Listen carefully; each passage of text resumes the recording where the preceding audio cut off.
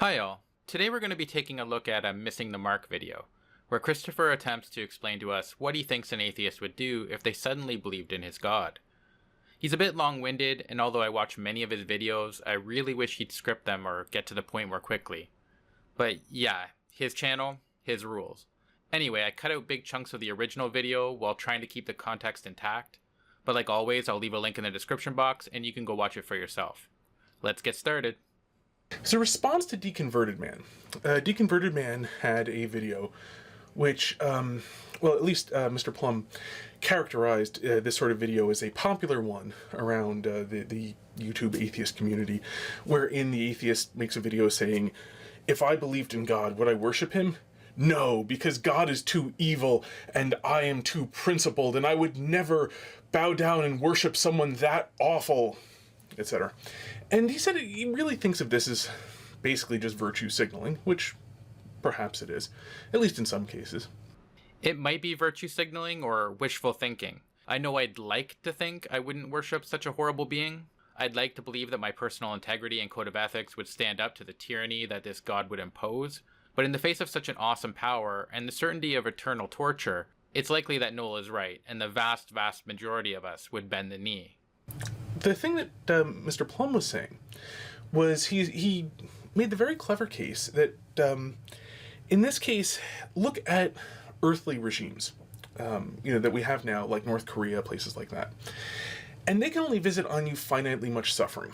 I mean, their ability to control human nerve endings is limited, and at some point you're going to die of old age, if not from the torture. So, though great, the amount of suffering they can inflict is finite, whereas the amount of suffering the hypothetical God in this, in these sort of videos, can inflict is infinite, and therefore infinitely more. And if you look at these regimes, you tend to see smiling faces, loving in public, their beloved dictator, and mouthing all the right things and going along with it, because even the finite amount of suffering that can be visited upon them is enough to intimidate almost everybody into going along with it.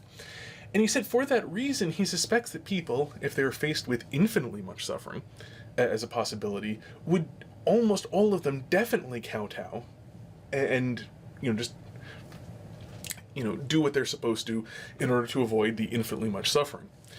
And he's right. This was the basic point that Noel was trying to make. But here's a bit of what Noel said in his video. What you're saying is that you're going to make this marvelous stance, knowing full well that it will achieve absolutely nothing, and that the end result for you will be a period of infinite suffering. That's just absurd as far as I'm concerned. That is borderline insane to adopt that principle, and yet that's an argument that I've heard so many atheists come out with over the years, and I don't fucking buy it for a second that if you were actually in that position, that is what you would do. I think that's absolute bullshit. Okay, so I'm not going to disagree with Noel here. By the way, check out his channel. He has a good one in my opinion. But sure, while those people in North Korea make a public show of adoration for their leader, I wonder how many really adore him. How many go home at night hating him? How many wish they had the power to overthrow him? Now, I'll admit that I've said no when asked whether I'd worship Jesus if I knew he was real. And I didn't answer that way because I wanted to virtue signal, but because in my heart of hearts, I wouldn't be worshiping him. So, for me at least, it's a matter of how you interpret the word worship. If you're just talking about going through the motions in public, I think Noel is right. But when I'm asked that question, I'm answering on the basis that I wouldn't truthfully feel reverence, and I certainly wouldn't adore this deity. Here's the problem. And to some degree, I'm making this video for, atheists who like watching YouTube videos. Mission accomplished. See, because this is the thing, like, so much of this whole, God is so evil, is all predicated on treating God, in talking about the Bible in particular, in treating God, especially as is found in the Old Testament, as if atheism is true. That, and even more so, treating God as if atheism is true, and that the God depicted here is an entirely human character. Well, no, because even judging by the commands in the Bible, the God depicted there would be morally reprehensible. Being human is irrelevant. The God of the Bible punishes innocent bystanders, commits genocide, orders slaughters, and so forth. In other words, the actor isn't really the issue. The acts being carried out, and their moral implications are. But nonetheless, I get it. It's hard. Reasoning on premises that you think are false is just hard. Why bother? For most people, it's pointless. And I understand. And this, by the way, limits most atheists to not being able to understand religion because they can't reason based upon the religious premises. They reason based upon their own premises, which simply are completely inapplicable. Except that I'd be willing to bet that the majority of atheists were once religious. It's not that difficult to put yourself in religious shoes, especially if you once wore those same shoes proudly. I think you do yourself a disservice by assuming that most atheists can't understand religion and or the religious. If anything, I would think doing so puts you at a terrible disadvantage, because you're potentially underestimating the people you're attempting to refute. We understand, we just disagree. That's not the same thing. So it doesn't work in any way, shape, or form to reason about God as if God was finite and death was the end. That it has no applicability whatsoever. What would happen if you came to believe in God is now, believing these premises to actually be true, that the soul is immortal, that God is infinite, and so on, you would consider things like what happens in the Old Testament under rubrics of things like God is simultaneously considering every human being's good from the first human being all the way through the last. And you would also consider that when somebody dies, in any way whatsoever, including, say being drowned in the Red Sea when the sea comes crashing back, that from God's perspective, this person does not wink out of existence.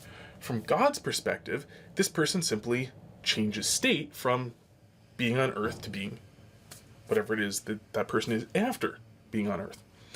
Sure, you could look at it through the lens of protecting the good of humanity from the first through to the last, but I can do that now without believing in your deity. I fail to see how drowning or torturing someone serves the greater good. For example, if we're talking about the Great Flood, why wouldn't this all-powerful deity just wink everyone out of existence and into this other state, rather than cause great suffering to people and animals? You'd still end up with the same result, but you'd not inflict needless suffering. Hypothetically, let's say I knew beyond a shadow of a doubt that you, Christopher, had a soul, and if I killed you, you'd end up in heaven. Would that mean I could tie you down against your will and torture you relentlessly until you stopped breathing? Would you consider that a moral good? How about if I knew beyond a shadow of a doubt that if I didn't kill you, that you'd go on to murder 100 innocent people? Not killing you means 100 people will lose their lives because of my inaction. As a result, I hypothetically have three choices. I could do nothing, I could wink you into this other state, or I could torture you before killing you, causing you to enter this other state. Why would I ever consider the torture option the best choice possible? Even if I agreed with you that this deity had no other choice but to wipe out most of Earth's inhabitants, despite it supposedly knowing everything and having unlimited power, which in itself poses a problem, I still wouldn't agree with you that this god acted in the most ethical way possible.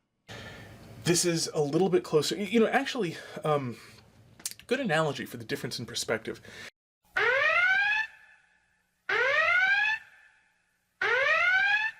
Is consider when somebody goes off to college. Consider their parents' perspective and consider their dog's perspective. From their dog's perspective, going off to college is, well, that's it. They're gone. They're not around anymore.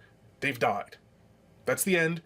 This is the worst thing that's ever happened because their favorite person on Earth, assuming the dog liked you, is now dead, as far as they can tell.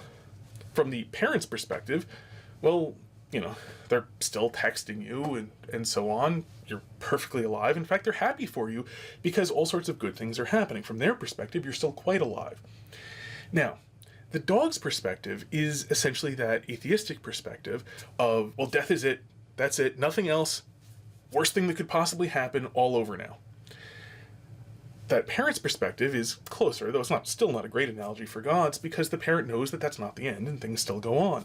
So, from the dog's perspective, something like where the parent encouraged the child to go off to college, that's the worst thing possible. That parent is evil, if the dog could figure out the parent had something to do with this. From the parent's perspective, actually, they're being quite helpful because college is good for the person. Let's assume the dog's gonna, die before the kid gets back or something. Dogs can't see that far into the future anyway. No. If your god were to exist, your analogy would look something more like this. The child announces they're going off to college, despite the parents forbidding it. The child says she has free will, their life is their own, and no matter what the parents say, they want to pursue an education and eventually a career they enjoy. The parents decide this just won't do, so in a fit of rage, they beat, strangle, and drown their child in front of the dog.